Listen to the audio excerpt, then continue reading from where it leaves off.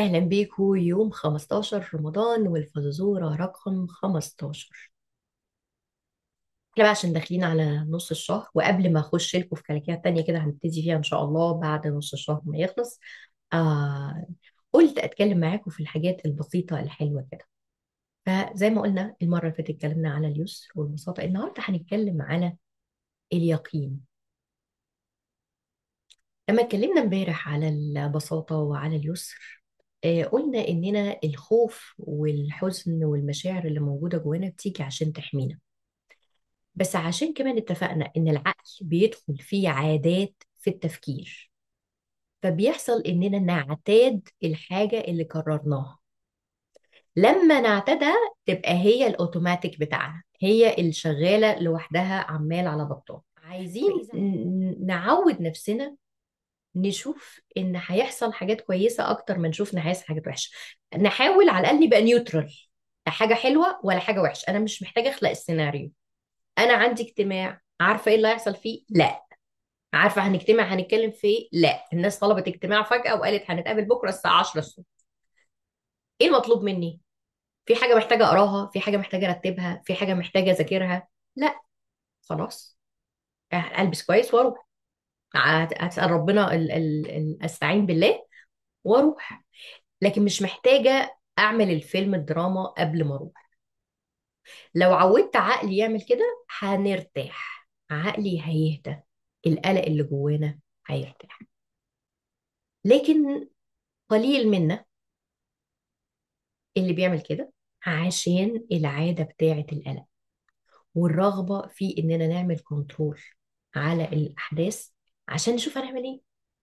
فكرة إن أنا أسيب نفسي للحظة وأفتح كل يوم اليوم كده، أشوف ربنا هيجيب فيه إيه، من غير ما ابقى انا عامله بلاننج، او ان انا عامله هعمل الصبح ايه والظهر ايه وبالليل ايه وهحضر ايه واسوي ايه. ساعات ده بيبقى عنيف لبعض الناس اللي غاويه بلاننج وعارفه هي بتعمل ايه وتحب انها الدنيا يبقى عندها فيها قدر من الوضوح. ده انا باي ذا واي.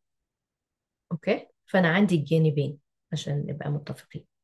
عندي جانب سيستماتيك ابروتش، يحب كده يبقى ايه، عارف راسه من رجليه وعارف هيعمل ايه واليوم ده هيعدي فيه ايه وهنعمل ايه وهنعمل ايه. وعندي جانب اللي هو بقى الرايت برين بتاعي، اللي هو الفنان بقى السبونتينيوس بقى، اللي هو مطرح ما تاخدنا الدنيا تاخدنا ونروح ونيجي. وفي شخصيات عندها الاثنين equivalent، يعني قريبين قوي من بعض، وبالتالي بيبقى عندهم شوية صراعات بقى مع بعضهم، يعني سلمي الأمر لله، لا دي الخيبة، لا عايزة أعمل إيه. وكتير مننا ممكن يبقى عنده القصة دي.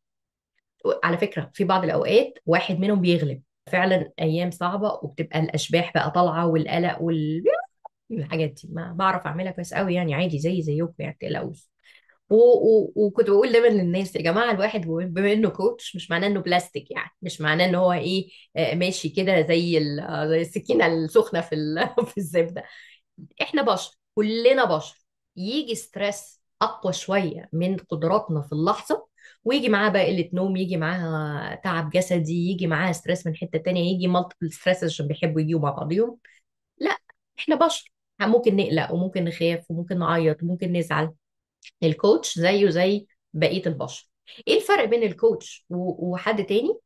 ان الكوتش بس عنده شوية ادوات كتيرة قوي، واتعامل في الحاجات دي، لو كان عنده خبرة فاشتغل فيها كتير قوي وشاف ناس كتيرة قوي فيها، فيعرف يباونس باك، يرجع اسرع، بس يلم نفسه بسرعة يعني. ماشي. واذا كان في حياته شوية كوتشز تانيين، زوج بقى كوتش، اخت برضو كوتش، مش عارف اصحاب اتعلموا اللعبة. اوكي. بيبقى بيترد برضه بسهولة. عشان كده احنا عندنا الحديث الجميل، المرء على دين خليلي فلينظر احدكم من يخالي. فلو انا اصحابي بتوع دراما، يبقى طبيعي ان انا هبقى داخله في الدراما معاهم. لو انا اصحابي متعلمين كده ومتنورين، يبقى طبيعي ان هيبقى في نوع من التنوير احسن. لو انا اصحابي نيوترال، ناس لا هم مش لازم يكونوا متنورين ومش لازم يكونوا دراما، جست ناس بسيطة وعادية وبتاخد الامور بالراحة، يبقى انا هتأثر بيهم برضو.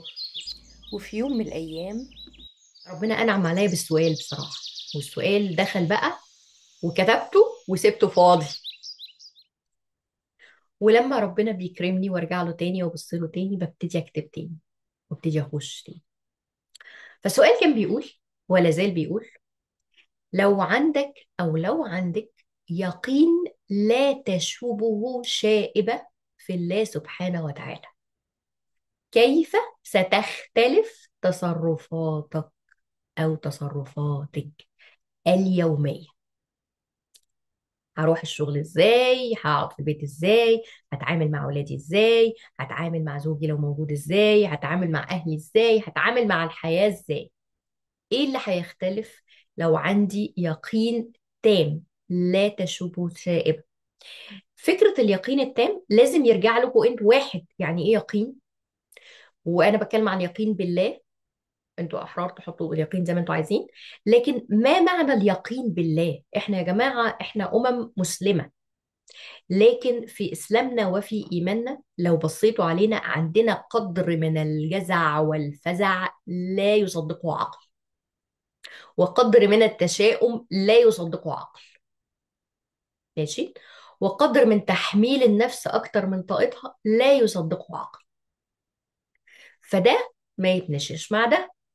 فاحنا مسلمين، ممكن نكون مؤمنين، لكن هل عندنا يقين لا يتزعزع بان عندنا خالق، والخالق عالم بينا وعارف احتياجاتنا وهيديها لنا، سواء رزق، وفي السماء رزقكم وما توعدون، الزوج ده رزق، العيال ده رزق، السلام النفسي ده برضو رزق بنشتغل له شوية بس برضو رزق، او اي حاجه تانية احنا عايزينها. إن يبقى عندنا يقين. يعني عارف الواحد تلاقي حد يقول: انا قلقان قوي على ولادي. ايوه خير، يا لهوي خايف عليهم يحصل لهم ويسووا بتاع، والواد بيعمل وبيشرب سجاير وبيشرب بلاوي تانية وهيروح في 60 ده. يا حبايبي طب وفين الايمان بالله هنا؟ اه ما الحمد لله. ايوه الحمد لله ايه؟ ما انا طبعا مؤمنه. ايوه جميل. طب امال الايمان معناه ايه؟ مؤمنه بايه؟ مؤمنة بوجود ربنا فقط، ولا مؤمنة إن ربنا هيرعى هذا الولد؟ طيب أستودع هذا الطفل أو هذا الرجل أو هذا الولد عند ربي، أدعي له، أحول الطاقة الهلعية الفزعية دي إلى إن أنا أدعي ربي باللي أنا عايزاه. هل أنا بقى موقن بالإجابة؟ برضه مفيش حد فينا هيبقى عنده يقين طول الوقت بنفس الطريقة بنفس القوة بنفس القدرة لا إحنا ما ده مش عندنا، إحنا بشر، طالع نازل طالع نازل طالع نازل. ماشي. إيماننا مش طول الوقت زي بعض، بيزيد وبيقل، ودي نعمة من عند ربنا.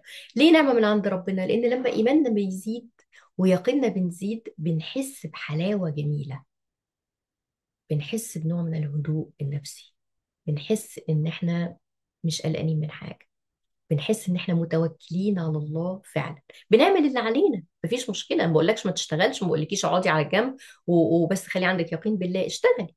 ماشي. بس في فرق بين وانا بشتغل ومهلوعه ومفزوعه وتعبانه وقلقانه وكل حاجه بطلوع الروح، وفي فرق بين ان انا بشتغل ومسلمه امري لله، عارفه ان الواحد هيشتغل هيعمل اللي عليه ربنا هيوفقه. الطريق اللي انا ماشيه فيه ما اشتغلش مش معناها ان انا رحت وجهدي راح على الفاضي، لا، معناه ان الطريق خلص وفي طريق تاني هيفتح، متاخر الطريق التاني هيفتح في وقت. ماشي. ما بقولكوش الكلام ده اجان وانا برضو اربع رجاله في بعض بعمل كده طول النهار. ده كل ده فود فور ثوت. يعني ايه؟ يعني اكل كده عشان امخمخ فيه وافكر فيه، فود فور ثوت للعقل. يعني العقل كده ياخد الطبق ده ويمزمز فيه ويشوف ايه اللي جاه يستفاد منه. فاجن ما هو اليقين اللي عندك؟ شكله ايه؟ يعني ايه يقين بالله؟ ما هو يقين بايه؟ واذا عندنا هذا اليقين ولا تشوب شائبة، لا شك فيه. انا بالنسبه لي كنت بقول اليقين، انا عندي يقين ان ربنا هيعطيني سؤلي، بس هيديني اللي انا طالباه. انا عندي يقين بكده. اذا عندي يقين بكده، ايه الاختلاف في التصرفات وفي الاحساس مع نفسي ومع الاخرين؟ حلوه الحلقه؟ قولوا لي رايكم ايه. اعتقد انها حلوه تبقى 15 من رمضان، وربنا يكرمنا ويقدرنا ان شاء الله. اشوفكم بكره ان شاء الله. الى اللقاء.